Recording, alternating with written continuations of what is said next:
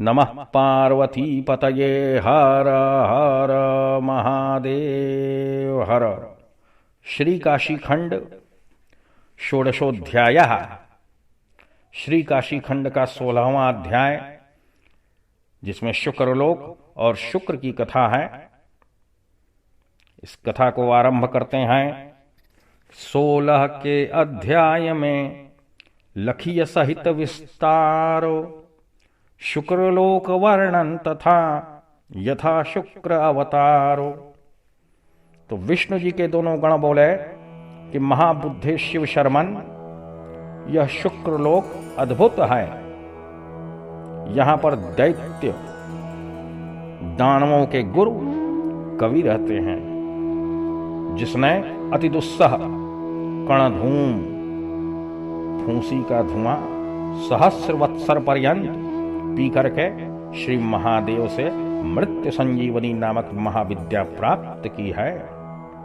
इस अति दुष्कर कठिन अलभ्य विद्या को देवाचार्य बृहस्पति भी नहीं जानते। केवल महादेव, पार्वती, स्वामी कार्तिक और गणेश ही जानते हैं, और कोई भी नहीं जानता।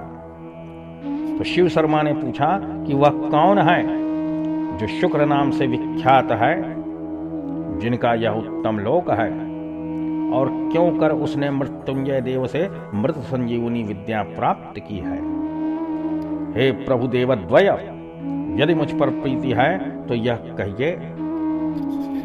किनंतर वे दोनों विष्णुदूत देवता शुक्र की उत्कृष्ट कथा कहने लगे, जिसे श्रद्धा सहित सुनने से अपघात मृत्यु नहीं होता, और न भूत प्रेत पिशाच आदि का भय ही रहते पाता है। तो गणों ने कहा कि अनिर्भेद्य गिरिव्यूह और वज्रव्यूह के स्वामी अंधक और अंधकारी के युद्ध प्रवृत्त होने पर एक बार अंधक रणभूमि से निकल करके रथ से उतरकर शुक्र के पास जाकर यह बोला कि भगवान, हम लोग आपके आश्रय, आपके भरोसे से सानुचर अपने अनुचरों के साथ रुद्र, उपेंद्र इत्यादि देवताओं को भी तृण के तुल्य मानते हैं। हे गुरु, आप ही के अनुग्रह से देवता गण हम लोगों से वैसे ही डरते हैं जैसे कि सिंहों से हस्तिगण, हाथियों के झुंड अथवा गरुड़ों से सर्पों के समूह डरते हैं। तापार्दिक लोग जैसे हृद तालाब में प्रविष्ट होते हैं, वैसे ही दैत्य दानवगण प्रथम सेना को कपाकर अभेदनीय वज्रव्यूह में प्रवेश किए बैठे हैं। हे ब्राह्मणेंद्र, हम सब आपको रक्षक पाकर पर्वतों के समान निश्चल रूप से घोर संग्राम में स्थित होकर निशंक भाव से घूमते फिरते हैं। हम लोग पुत्र कलत्र के सहित विश्वस्त भाव से सुखप्रद आपके दोनों चरणों की शुश्रूषा दिन रात किया करते हैं। हे विप्र, प्रसन्न होकर इन शरणागत लोगों की सर्वतोभाव से रक्षा कीजिए। देखिए, हुंड, तुतुंड, कुजंभ, जंभ, पाक, कार्तस्वन, विपाक, पाकहारी, चंद्रदमन, शूर और वीर, अमर विदारण इत्यादि को मृत्यु जेता घोर पराक्रमी प्रमथगण आक्रमण करके ग्रामीण लोग जैसे चंदन को काटते और गिरा देते हैं, वैसे ही पतित और घातित कर रहे हैं। पूर्व काल में आपने जो तुष धूम पान करके सहस्र वर्ष पर्यंत उत्कृष्ट विद्या प्राप्त की थी, आज उसके प्रकट करने का समय आ पहुंचा है। दैत्यों को जिलाते हुए आपकी उस विद्या के फल को आज सकल प्रमथगण इन आपके जिलाए हुए दैत्यों के रूप में देख लेवें। स्थिर बुद्धि भार्गव मुनि अंधक के इस वचन को सुनकर कुछ हंसकर दानवेश्वर से कहने लगे कि हे दानवराज, तुमने जो कुछ कहा सब सत्य है। मैंने इस विद्या का उपार्जन दानवों ही के निमित्त किया है। सहस्रवत्सर पर्यंत अति असह्य कण धूम पान करके मैंने बांधव गण को सुख देने वाली यह विद्या महादेव से प्राप्त की है। मैं इस विद्या से रणस्थल में प्रमथ गण से निहत असुरों को सुखते हुए धानों को जलधर मेघ के समान उठाकर खड़ा कर दूंगा। राजन, इसी मुहूर्त में मृत दानवों को अक्षत व्यथा विहीन स्वस्थ मानुष सोकर जाग उठे से देखोगे। कवि दैत्येंद्र से यह कहकर एक एक दैत्य के उद्देश्य से उस मंत्र को जपने लगे।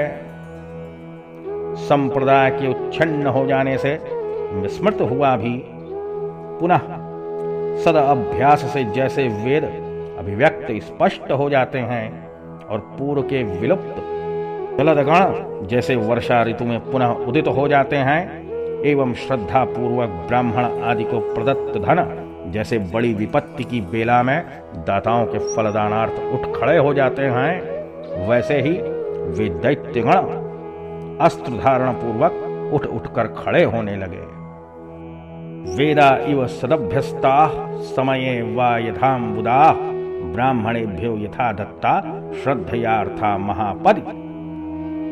हुतुंड इत्यादि महासुरों को पुनः जी उठते देखकर वे सब दैत्यगण जलपूर्ण मेघों की नाई गर्जने लगे और प्रमथ गणेश्वर लोग उन दानवों को शुक्र के द्वारा पुनरुज्जीवित होते देखकर परस्पर कहने लगे कि यह समाचार देवदेव से निवेदन कर देना चाहिए। तदंतर प्रमथाधिपों ने आश्चर्य रूप उस युद्ध यज्ञ के आरंभ हो जाने पर भार्गव के उस कर्म को देखकर क्रोधित होकर शिलाद के पुत्र नंदी महेश के निकट गए।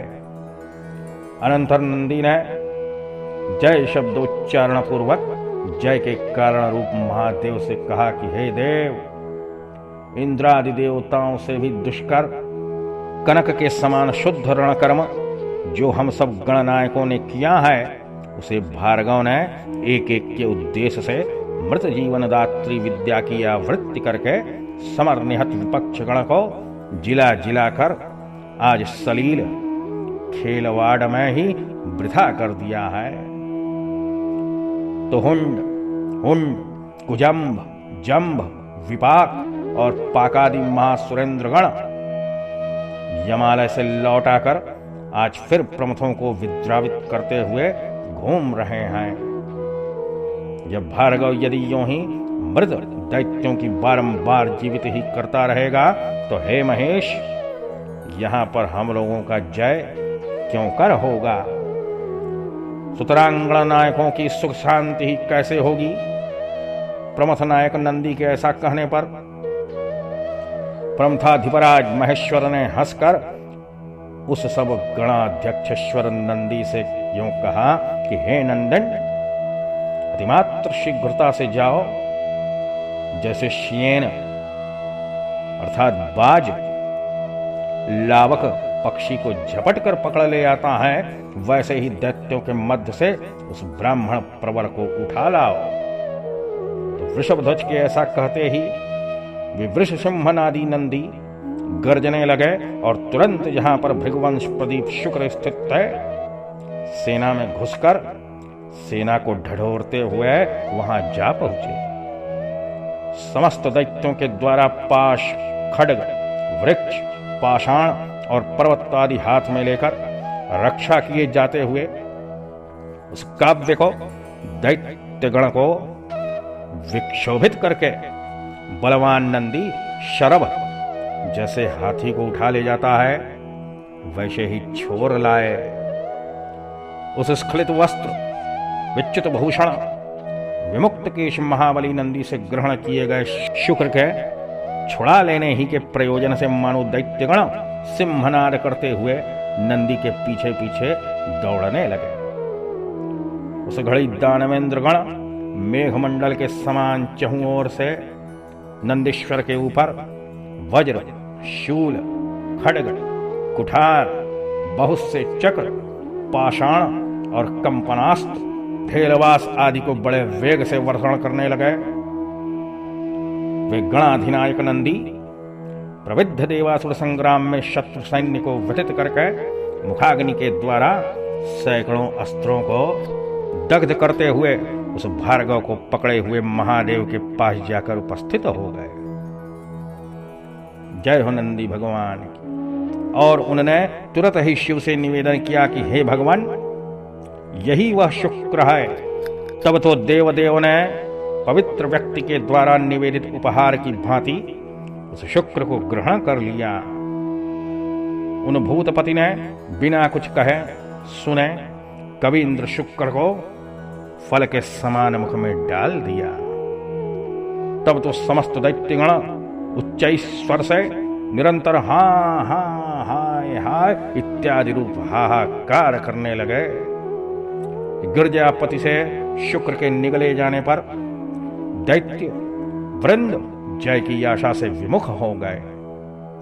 तब जैसे बिना सूंड के हाथी, श्रृंग रहित जैसे वृषभेंद्र, शरीर से हीन जैसे जीव संघ, यथा अध्ययन विहीन द्विजगण एवं उद्यम विवर्जित प्राणियों के गण, यों ही भाग्य विरहित उद्योग जैसे पति से वियुक्त रमणी गण अथवा पक्षहीन बाण समूह जैसे पुण्य से क्षीण आयुष्य और सच्चरित्र पुरुष का शास्त्रादि पठन, और फिर जैसे एक वैभव शक्ति के बिना सकल क्रियाकलाप निष्फल हो जाते हैं, उसी प्रकार से दैत्यगण उस द्विजवर्य के बिना अपने जय की आशा से रहित हो गए। जब नंदी शुक्र को उठाए लाए और हलाहल विष के पीने वाले शिव उनको निगल गए, तब रणोत्साह विहीन असुरगण अति विषाद करने लगे। उन सबको निरुत्साह देखकर अंधक बोला कि पराक्रम पूर्वक शुक्र को उठा ले जाने वाले नंदी से हम लोग ठगे गए। उस नंदी ने आज हम सब लोगों के शरीर के बिना प्राण, धैर्य, वीर्य, मति, कीर्ति, उत्साह और पराक्रम आदि सब कुछ एक बार ही भार्गव को हरण करके ले लिया। जो अपने कुल पूज्य, विप्र कुल श्रेष्ठ, सर्वसमर्थ, आपत्ति काल में रक्षा करने वाले एक गुरु को भी सुरक्षित नहीं कर सके, अतएव हम लोगों को धिक्कार है। अस्त जो होना था हो गया। अब तो यहां पर धैर्य का अवलंबन करके शत्रुओं के साथ युद्ध करते जाओ। मैं नंदी के सहित इन समस्त प्रमथ गण को मारूंगा। आज इंद्रादि देवताओं के सहित इन सबको विवश करके और मार करके भार्गव को ऐसे छुड़ा लाऊंगा जैसे योगी कर्म बंधन से जीव को विमुक्त कर देता है। और यदि कहीं वह योगी प्रभु योग बल के द्वारा शिव के शरीर से स्वयं निकल आवेगा तो शिष्ट हम लोगों की अंत में रक्षा करेगा। अंधक के ऐसे वचन को सुनकर मेघ गंभीर निर्घोष दानवगण मरण का निश्चय करके प्रमथ गण को अर्दित करने लगे। जब तक आयुष्य है तब तक तो प्रमथ गण बल से मार ही नहीं सकते। फिर हाँ, यदि आयुष्य ही नहीं है तो निजवामी को युद्ध में छोड़ भागने ही से क्या फल है।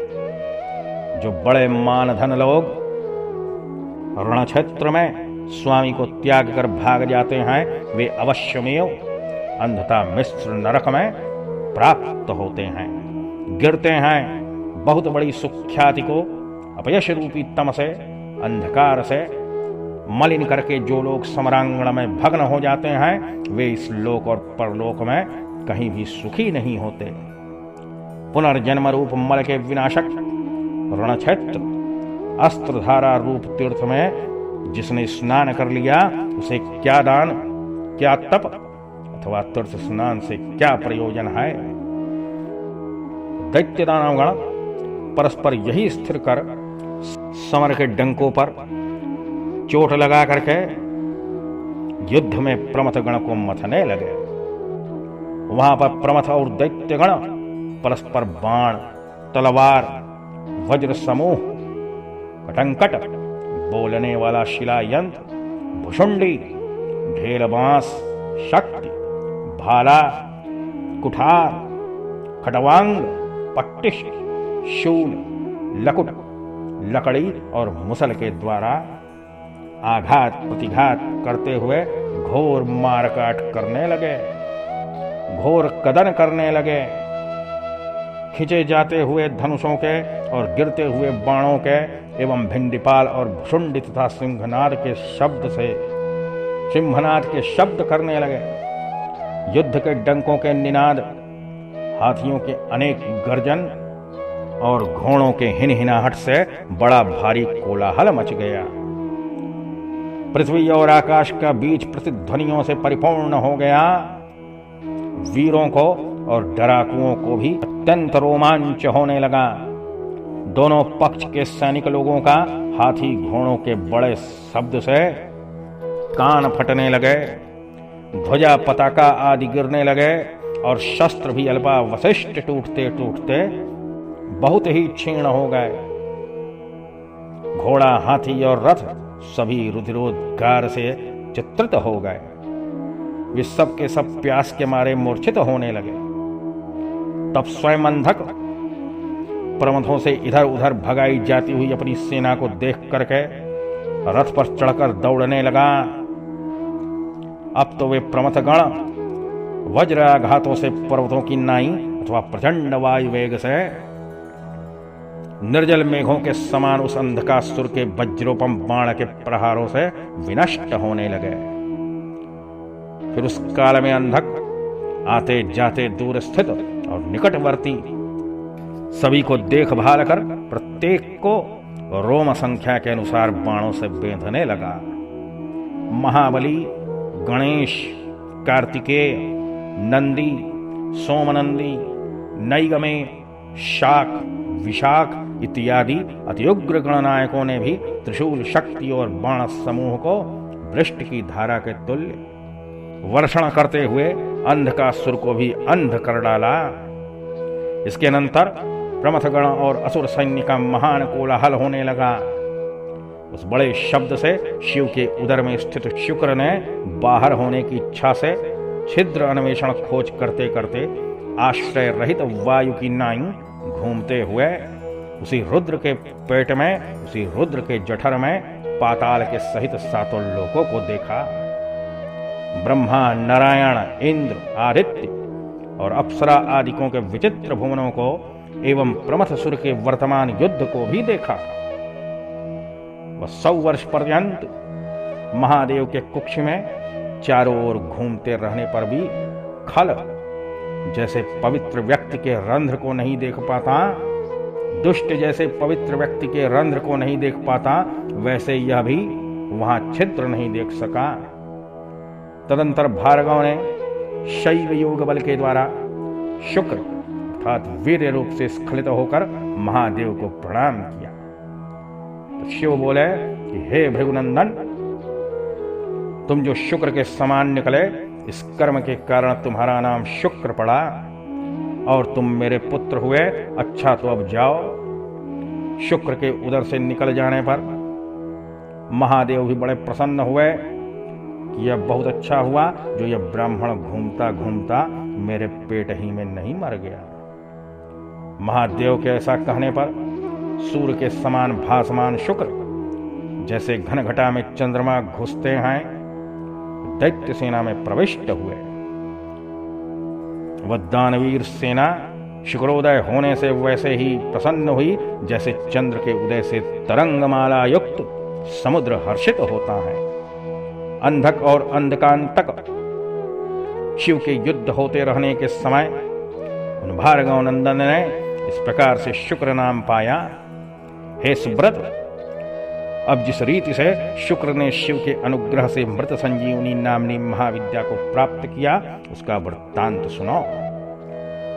दोनों गण बोले कि पूर्व काल में इस भृगुनंदन ने अंडज, स्वेदज, उद्भिज और जरायुज इन चतुर्विध प्राणियों को गति देने वाली वाराणसीपुरी में जाकर शिवलिंग की स्थापना करके और उसके आगे कूप निर्माण खोद करके प्रभु विश्वेश्वर का ध्यान करना आरंभ किया। प्रभु ईश्वर का ध्यान करते हुए बहुत काल तक तपस्या की। राजचंपक, धतूर, कनई, कमल, मालती, कर्णिकार, कदम्ब, मौलसिरी, श्वेत पद्म, बेला, शतपत्री, सिंधुवार, पलाश, अशोक, कानो, पुन्नाग, नागकेशर, छोटी माधवी, पाटला, गुलाब, बेल, चंपा, नवमल्लिका, बिचकिल, कुंद, कुंदरू, मंदार, बेलपत्र, द्रोण, मैनफल, गुम्मा, वक, ग्रंथिपर्ण, दौना, दमनक, सुरभू, आम का बौर, तुलसी, देवगंधारी, बृहत्पत्री, कुश का अंकुर, तगर, अगस्त्य, साल, देवदारू, कचनार, कुरुबक, कुरंटक अर्थात कौरैया और दूर्वा का अंकुर, इन सब पुष्पों, पत्रों तथा अन्य प्रकार के सैकड़ों सहस्रों भांति भांति के पुष्प और दलों से एक एक करके वह शंकर की पूजा करने लगा। द्रोण परिमाण पंचामृत और सुगंध जल आदि के द्वारा महादेव को लाखों बार स्नान कराया। फिर देवेश्वर को सुगंधोद्वर्तन करके, इत्र लगा करके, यक्ष कर्दम और चंदनादि द्रव्यों को सहस्रशः यत्नपूर्वक अनुलेपन करने लगा। फिर उसने नृत्य गीतादिक उपहार और वेदोक्त स्तुतियों से तथा अन्य सहस्र नामादिक विविध स्तोत्रों से शिव का बड़ा स्तव किया। शुक्र ने इस विध से 5 सहस्र वर्ष पर्यंत महादेव की आराधना की। इस पर भी जब महेश्वर को कुछ भी वरदानोन्मुख नहीं देखा तो अन्य प्रकार का दुस्सह घोर नियम ग्रहण किया। इंद्रिय गण के सहित चित्त की चंचलता नामक महामल को शिव भावना रूप जल से बारंबार धोकर निर्मला चित्त रूपी रत्न को पिनाकी देव के लिए समर्पण कर सहस्र वत्सर पर्यंत शुक्र ने भूसी के धूम को पान किया। तब महात्मा भार्गव के ऊपर महादेव प्रसन्न हुए। साक्षात दाक्षायणी के पति विरूपाक्ष सहस्रों सूर्य से भी अधिक तेजोमय रूप से उसी लिंग से निकलकर बोले कि हे तपोनिधे भार्गव, अब मैं प्रसन्न हूं, वर वराओ, वर मांगो। कमल नयन व ब्राह्मण शिव भगवान के इस वचन के श्रवणानंद से रोमांचित शरीर और प्रफुल्ल नेत्र होकर के माथे पर हाथों को जोड़ करके जय जय कहता हुआ संतोष पूर्वक अष्टमूर्ति महादेव का स्तव करने लगा। तो भृगुनंदन बोले कि हे जगदीश्वर, आप ही इस प्रभा जाल से समस्त अंधकार को दूर करके निशाचरों के सभी अभीप्सित वस्तुओं को अस्त भस्त कर देते हैं और त्रिभुवन के हितार्थ दिनमणि सूर्य रूप से आकाश मंडल में देदीप्यमान होते हैं। अतएव आपको मेरा प्रणाम है। हे सुधा समूह परिपूर्ण हिमांशु चंद्र रूप, आप ही लोक में समस्त अंधकार को विनाशित करके असीम महातेज के द्वारा कुमुद का प्रमोद और समुद्र का आबोध हर्ष संपादन करते हैं। आप अतीव शोभन हैं, अतएव आपको नमस्कार है। हे भुवन जीवन, आप ही सदा गति वायु रूप से वेद मार्ग में उपासनीय हैं। जगत में आपके बिना कौन जी सकता है। हे अनम्र प्रभंजन, हे सर्वजंतु विवर्धक, हे सर्पकुल के संतोषक, आपको प्रणति है। हे भुवनैक पावन अमृत जगदंतरात्मन, केवल आपकी पावन पाचक शक्ति के बिना यह देवता इंद्रिय पंचभूतमय जगत रक्षा को नहीं पाता। अहो अतएव हे पावक अग्निरूप शांति प्रदाता, आपको प्रतिक्षण प्रणाम है। हे जगत पवित्र विचित्र सुंदर चरित्र पानीय स्वरूप परमेश्वर विश्वनाथ, आप ही इस अद्भुत संसार को पान और स्नान के द्वारा भीतर एवं बाहर निश्चय ही पवित्र तथा निर्मल कर देते हैं। अतएव आपके सन्मुख चरणों पर मैं प्रणत हूं। हे सदैव ईश्वर आकाश रूपिण, आप ही बाह्य और अभ्यंतर बाहर भीतर अवकाश देते हैं। इसी से यह ब्रह्मांड प्रफुल्ल रहता है। आप ही के द्वारा यह सदा श्वास लेता है और आप ही के स्वभाव से संकोच को प्राप्त हो जाता है। अतएव आपको नमस्कार करता हूं। हे तमो विनाशक विश्वंभरा पृथ्वीत्मक प्रभो विश्वनाथ, इस विश्व में आपके भिन्न इसका भरण पोषण कौन करता है। हे गौरी विभूषित भुजंग भूषण, भला शांति प्रधान पुरुषों में दूसरा और कौन स्तुति करने योग्य है। अतएव हे परात्पर, आपको नमस्कार करता हूं। हे आत्मस्वरूप यजमान रूप सर्वांतरात्मनिलय, हर आपके रूप परंपरा द्वारा यह चराचर संसार व्याप्त है। प्रत्येक लिंग शरीर में आप चिदाभास रूप से भासमान वर्तमान हैं। अतएव हे परात्म स्वरूप अष्टमूर्तय, आपको मैं नित्य ही प्रणाम करता हूं। हे पार्वती के अभिवंदनीय, वंद्य के भी वंद्य, सर्वजन हित मूर्तय, भक्त जन मात्र सुलभ भव, आप सकल अर्थ समूह के मध्य में परमार्थ हैं। आपकी इन अष्टमूर्तियों से समस्त ब्रह्मांड व्याप्त है। अतएव आपको नमस्कार करता हूं। तो भार्गव इस अष्टमूर्त्यष्टक स्तोत्र के द्वारा महादेव की अभिलाषा रूप स्तुति करके भूमि पर मस्तक लगाकर बारंबार साष्टांग दंडवत प्रणाम करने लगा। बड़े तेजस्वी भार्गव की ऐसी स्तुति करने पर महादेव उस प्रणत ब्राह्मण को निज कर कमल युगल के द्वारा पकड़ करके पृथ्वी पर से उठाए, दंत प्रभा से दिगंतर को प्रद्योतित करते हुए बोले कि किसी से अनाचरित तुम्हारी इस उग्र तपस्या, लिंग स्थापन पुण्य लिंग की आराधना, स्थिर पवित्र निर्मल चित्त रूपी रत्न के उपहार दान और अविमुक्त महाक्षेत्र में पवित्र आचरण के द्वारा तुमको मैं अपने दोनों पुत्रों के समान देखता हूं। तुम्हारे लिए मुझे अदेय कुछ भी नहीं है।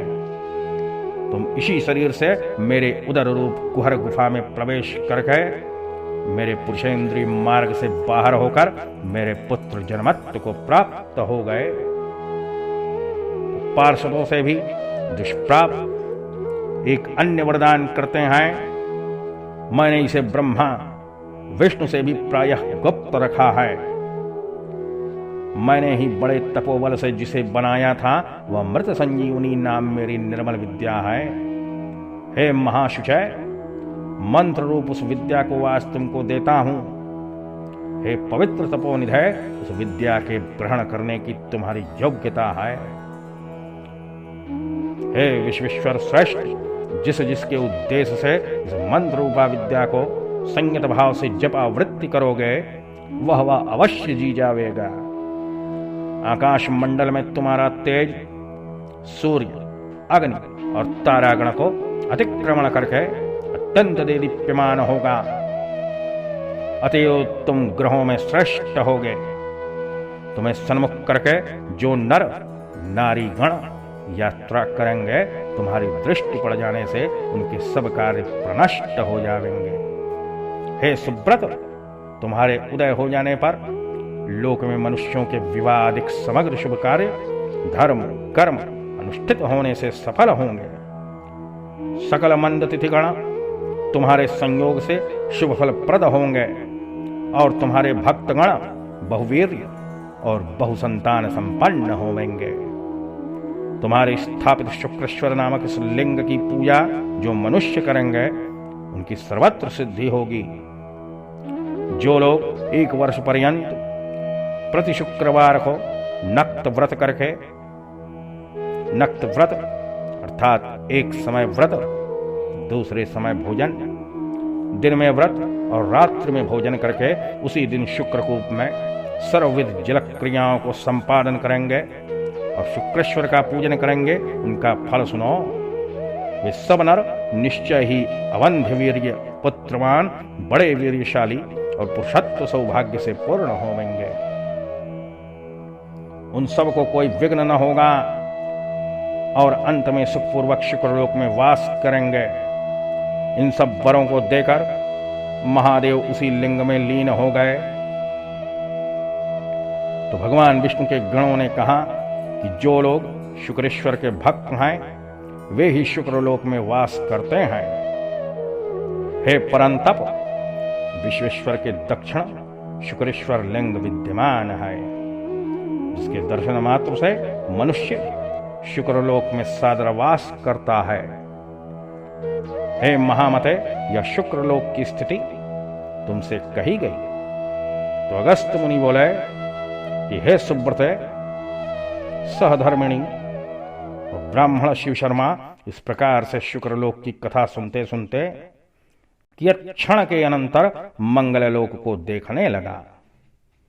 तो शुक्रलोक और शुक्र की वरनी कथा ललाम, शुक्रेश्वर सेवन किए पूर्वत निज जन काम।